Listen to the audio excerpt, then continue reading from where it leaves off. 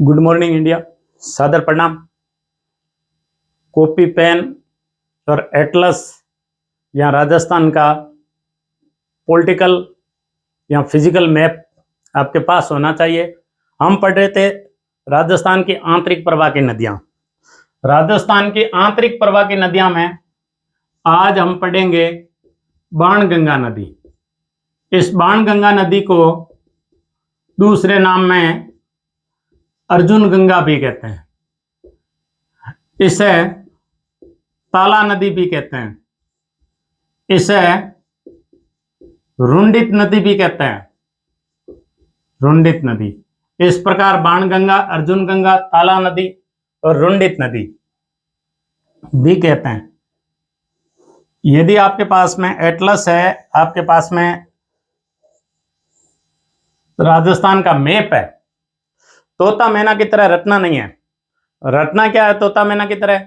Animal husbandry, population, mines and minerals के आंकड़े, जो डाटा दिए हुए होते हैं उनको रटना है।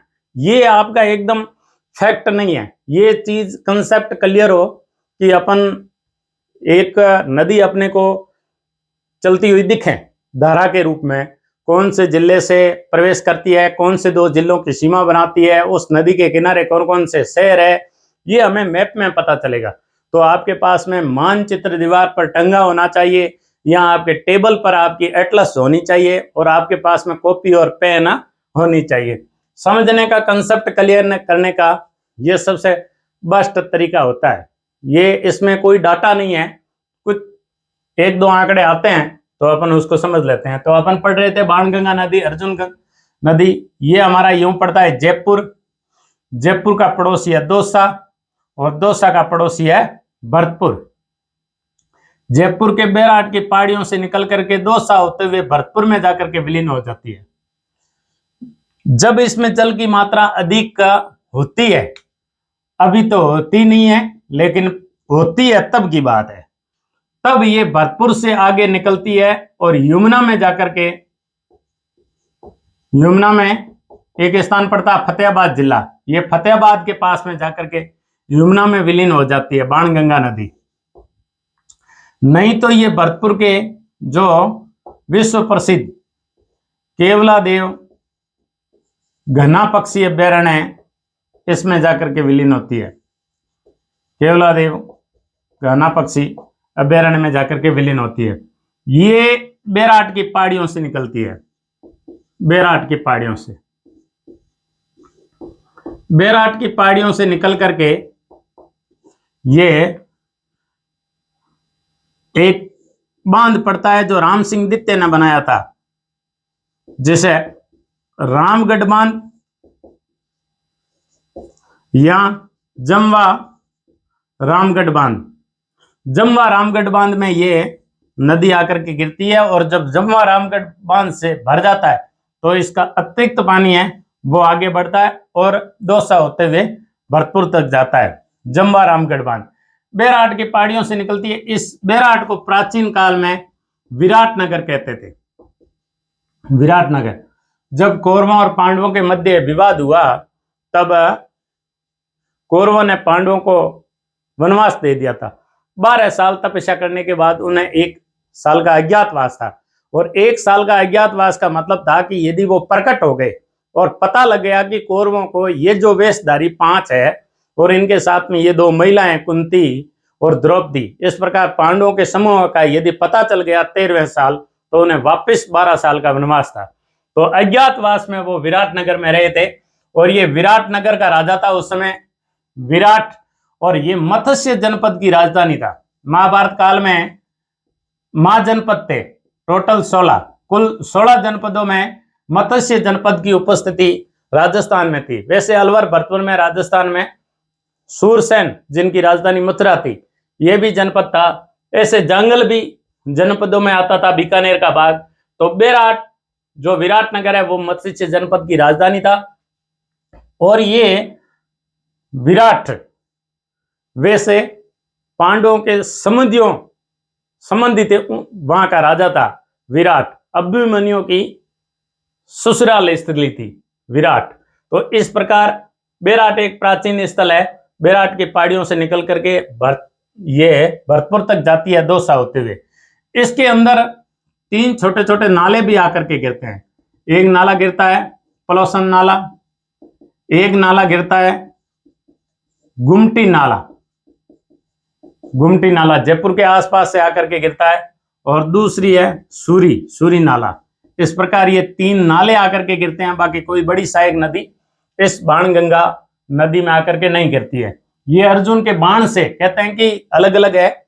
ऐसा कहा जाता है कि जब अज्ञातवास खत्म हो गया तो अज्ञातवास के समय उन्होंने अपने पांडवों ने अपने शस्त्रों को समी वृक्ष के अंदर छिपाए थे और वहां छिपा करके रखे थे, और दशहरे के दिन उन्होंने निकाल करके, जो अज्ञातवास खत्म हुआ दशहरे के दिन उन्होंने अपने शस्त्रों की पूजा की थी। आज भी दशहरे के दिन समी वृक्ष, समी जैसे खेजड़ी कहा जाता है, और खेजड़ी वृक्ष की पूजा की जाती है दशहरे के दिन, और शस्त्रों की पूजा की जाती है। इस प्रकार उन्होंने दशहरे के दिन अपने शस्त्रों को निकाल करके उसे पवित्र करने के लिए अपने शस्त्रों से बाण चलाया और बाण गंगा निकाली। ऐसा भी कहा जाता है कि अर्जुन ने जब द्रौपदी और कुंती प्यासी हो गई थी तब भी उन्होंने जमीन के अंदर तीर मार करके, बाण मार करके अर्जुन की गंगा निकाली थी। ये ताला गांव के पास से निकलती है, इसलिए इसे ताला नदी भी कहते हैं। रुंडी नदी इसे इसलिए कहते हैं क्योंकि ये जब यमुना में फतेहाबाद में मिलती है तब ये अपने अवसादों में विलीन हो जाती है, जैसे बी है डेड, यानी इसका कोई सिर नहीं है, अपने अवसादों में विलीन हो जाती है, इसलिए रुंडित नदी कहा जाता है। इस प्रकार इसकी कुल लंबाई 240 किलोमीटर है। इस पे 3 बांध है। एक जो पहला बांध है वो जम्वा रामगढ़ बांध। जम्वा रामगढ़ बांध को राम सिंह जी दित्य ने बनाया था, राम सिंह दित्य ने। जम्वा रामगढ़ बांध में गुलाब की खेती होती है, गुलाब की खेती, इसलिए जम्वा रामगढ़ बांध को जयपुर के आसपास को क्षेत्र को ढूंढान कहा जाता है। यहाँ ढूंढानी भाषा बोली जाती है और इसलिए इसे ढूंढान का पुष्कर कहा जाता है जम्वा रामगढ़ को। जब राजस्थान में भारत पर जैसे जब मुगलों का शासन था, बजसो, बाबर, हुमायूं, अकबर, जहांगीर और शाहजहां, इस प्रकार जब जहांगीर अजमेर रहता था, ये अजमेर, और अजमेर के पास में एक झील पड़ती है अन्ना सागर, अन्ना जी ने बनाई थी, इसे 1133 और 37 के मध्य बनी थी अन्ना सागर झील। अन्ना सागर झील के किनारे मुगल बादशाह जहांगीर ने एक बगीचा लगाया था, बाग लगाया था, जिसे दौलत बाग कहते हैं। इस दौलत बाग में ही जहांगीर की पत्नी थी नूरजहां, और नूरजहां की मां थी अस्मत बेगम। अस्मत बेगम ने यहां रह करके गुलाब के इत्र बनाया था। गुलाब के फूलों से इत्र बनाने का काम जहांगीर की सासू मां और नूरजहां की मां अस्मत बेगम ने गुलाब के फूलों से इत्र बनाया था। जब उन्हें गुलाब के फूलों की जरूरत होती थी तो पुष्कर की घाटी में जितने गुलाब होते, इसके अलावा इसी जम्वा रामगढ़ से ढूंढान से अब वो अजमेर गुलाब जाते थे, और अस्मत बेगम है वो गुलाब से इत्र बनाने की विधि जो उसने खोजी थी, उसे इत्र बनाने का कार्य भी करती थी। इस प्रकार का कालांतर में अजमेर के अंदर गुलाब का इत्र खूब बनता था। तो जम्वा रामगढ़ को ढूंढान का पुष्कर कहा जाता है। राजस्थान में पुष्कर में गुलाब की खेती होती है, जम्वा रामगढ़ में होती है, और राजसमंद में चैती गुलाब की खेती होती है। राजसमंद जो जिला है वहां चैती गुलाब की खेती होती है। इस प्रकार दूसरा जो बांध है वो भरतपुर के पास में बांध है, जैसे अजान बांध कहते हैं, अजान बांध। ये अजान बांध से केवलादेव घाना पक्षी अभ्यारण्य को जलापूर्ति की जाती है। इस प्रकार केवलादेव घाना पक्षी अभ्यारण्य को अजान बांध से जलापूर्ति की जाती है। अजान बांध के आगे एक लालपुर बांध है, जिसके अंदर अभी वर्तमान में जलापूर्ति तो नहीं होती है, क्योंकि छोटे छोटे एनीकट बाणगंगा नदी, अर्जुन की गंगा, रुंडित नदी, ताला नदी पर बन जाने के कारण लालपुर बांध तक जल जाता ही नहीं है। लेकिन उससे पहले जब जलापूर्ति होती थी तो उच्चैनी और पथेनी नाम से 2 नहरें निकाली गई थी। एक का नाम था उच्चैनी, दूसरा नाम था पथेनी, हरियाणा की सीमा पर। इससे वहां सिंचाई भी होती थी। तो इस प्रकार 3 बांध है इसमें, जम्वा रामगढ़ बांध, अजान बांध और लालपुर बांध। इस प्रकार इसकी 3 सहायक नदी है, पलोसन नदी, गुमटी नाला, सूरी नाला। इस प्रकार ये बैराट की पहाड़ियों से निकल करके जो है दौसा होते हुए ये भरतपुर में जाकर के विलीन होती है। एक बड़ी मजे की बात यह है कि जैसे बैराट की पहाड़ियों से निकलती है, इसे हम अर्जुन की गंगा कहते हैं, इसे बैराट को विराट नगर भी कहते हैं। ऐसा ही मध्य प्रदेश के लोग एक जिला है मध्य प्रदेश में, उस जिले का नाम है शहडोल। मध्य प्रदेश में शहडोल जिला है। शहडोल जिले में ऐसी एक बाणगंगा नदी और है। शहडोल जिले में बाणगंगा नदी, शहडोल जिले के लोग यह कहते हैं कि यह बाणगंगा है। इसे अर्जुन ने महाभारत काल में अपने तीर से जमीन को फोड़ करके निकाला था। और कुछ ये भी कहते हैं कि कुंती द्रौपदी को जब प्यास लगी तो अर्जुन ने अपने तीर के माध्यम से इस बाणगंगा को निकाला था।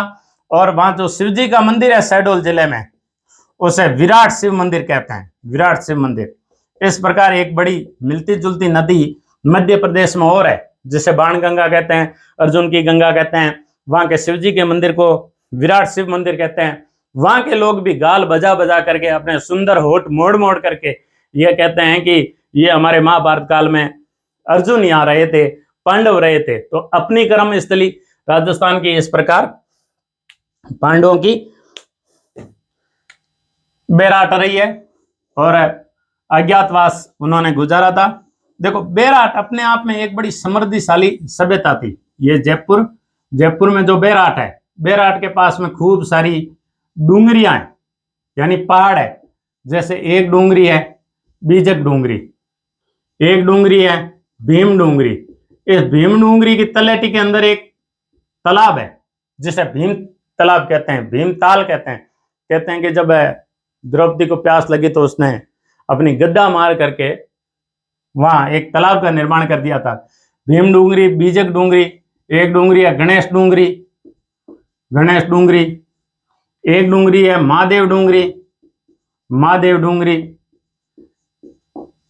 बैराट एक प्राचीन, अपने आप में एक प्राचीन सभ्यता है बैराट, और राजस्थान की समृद्ध सभ्यताओं में यदि अब अपन नदी के साथ में बैराट सभ्यता का अध्ययन करेंगे तो बैराट सभ्यता के साथ में अपने आप में एक अन्याय होगा, क्योंकि बैराट इतनी समृद्धिशाली सभ्यता रही है। देखो, इतिहास को हम जब पाषाण काल में बांटते हैं तो पाषाण काल को 3 भागों में बांटते हैं। एक होता है पूरा पाषाण काल, एक होता है मध्य पाषाण काल, यानी पत्थरों का प्रस्तर काल है। इस काल को कहते हैं प्रस्तर काल। यानी मानव अपने बर्तन बनाता था, छोटे मोटे कोई भी बर्तन, जैसे हैंड एक्स, कुल्हाड़ी, स्क्रू वगैरह वगैरह, जितने भी वो कोई बर्तन, पानी भरने का बर्तन, सारे प्रस्तर से बनाता था, पत्थरों से बनाता था। इसलिए इस काल को, क्योंकि मानव का कोई इतना विकास नहीं हुआ था, इस मानव की सभ्यता का, संस्कृति का इतना कोई विकास नहीं हुआ था कि वो अपने डेवलप्ड दिमाग के माध्यम से, मस्तिष्क के माध्यम से उन्नत किस्म के बर्तनों का निर्माण कर सकें। तो पूरा पाषाण काल, मध्य पाषाण काल, और एक आता है नवीन पाषाण काल। नवीन पाषाण काल, इस प्रकार 3 पाषाण काल की प्रस्थिति है। पूरा पाषाण को हम 3 भागों में बांट सकते हैं कि एक तो पूरा पाषाण को पूरा पाषाण यानी निम्न पाषाण, एकदम पुराना पाषाण, इसे निम्न पाषाण। इस पाषाण को मध्य पूरा पाषाण, और इस पाषाण को उच्च पूरा पाषाण, या इसको कहते हैं उच्च पूरा पाषाण को अपन कहते हैं नवीन पूरा पाषाण, नवीन पूरा पाषाण। तो बैराट जो सभ्यता है, बैराट सभ्यता ऐसा कहा जाता है कि उच्च पूरा पाषाण या नवीन पूरा पाषाण से प्रारंभ होती है। पूरा पाषाण में भी उच्च पाषाण या नवीन पूरा पाषाण से प्रारंभ होती है, और ये मध्य पाषाण काल के अवशेष मिलते हैं, नवीन पाषाण काल के अवशेष मिलते हैं, फिर महाभारत काल के अवशेष मिलते हैं, मौर्य काल के समृद्ध अवशेष मिलते हैं, और मुगल काल की संस्कृति भी मिलती है। मुगलों के अंदर भी अकबर के वहां रैन बसेरा था।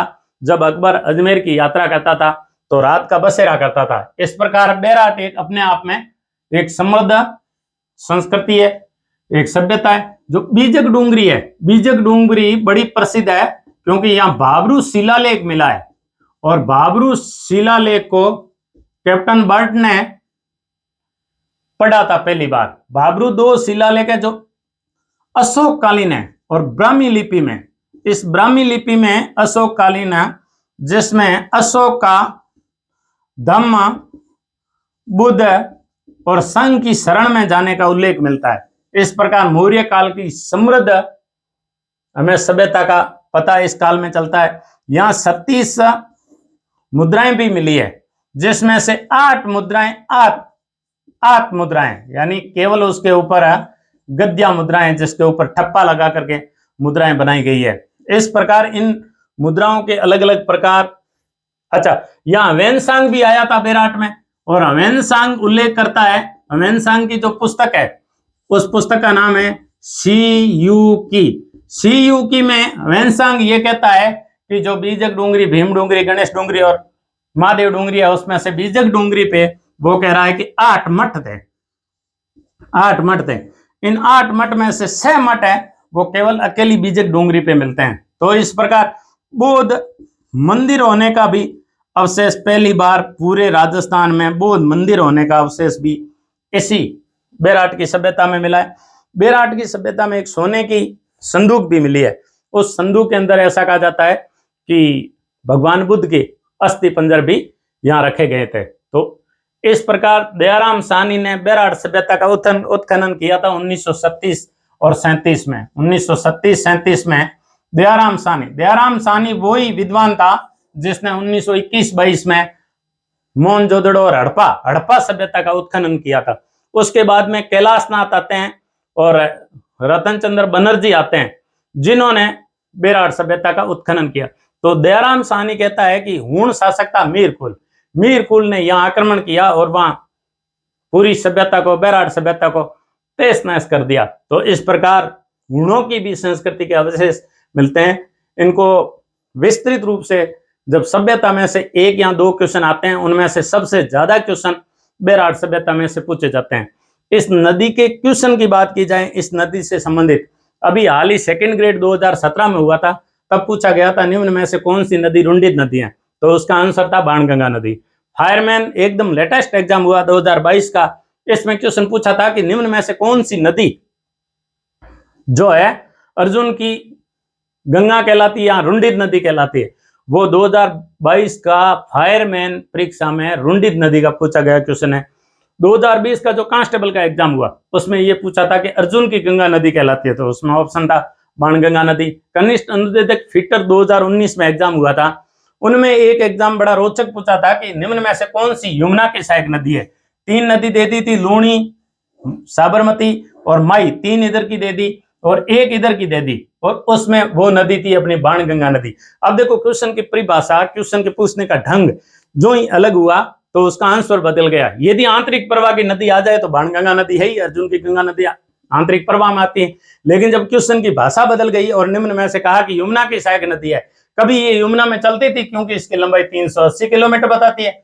वेबकोस जो है उस वेबसाइट के अनुसार इसकी कुल लंबाई वर्तमान में 240 है। अभी इसमें कोई जल की मात्रा नहीं है। ये केवलादेव घना पक्षी अभ्यारण्य के अंदर, देखो केवलादेव घना पक्षी अभ्यारण्य एक दलदली भूमि बनने का कारण ही है कि उधर से जो रूपारेल नदी आती है वही केवलादेव घना पक्षी में मोती झील में उसमें जल आता है, सुजान गंगा के माध्यम से किया जाता है। इधर से बाणगंगा आती है, अजान बांध से पानी छोड़ा जाता है। इधर जो पांचना बांध है, जो गंभीर की सहायक नदी है 5 है, माची अट्टा बरकेड़ा भद्रावती भैंसावट, माची अट्टा बरकेड़ा भद्रावती भैंसावट, ये 5 नदियां गंभीर की सहायक नदी। उस पे जो बांध बने हुए हैं पांचना बांध से भी वर्तमान में घना पक्षी अभ्यारण्य को जल छोड़ा जाता है। कुकुन नदी पर बना है बंद बारेटा, जो भरतपुर के अंदर है, पक्षियों की शरण स्थली कहलाता बंद बारेटा कुकुन नदी का, उसमें भी घना पक्षी अभ्यारण्य में जल छोड़ा जाता है। तो इस प्रकार का क्वेश्चन खूब पूछे गए। तो अपने को क्वेश्चन की परिस्थिति, क्वेश्चन के पूछने का ढंग और क्वेश्चन की भाषा पे अपन थोड़ा ध्यान देंगे तो कंफ्यूजन नहीं होंगे।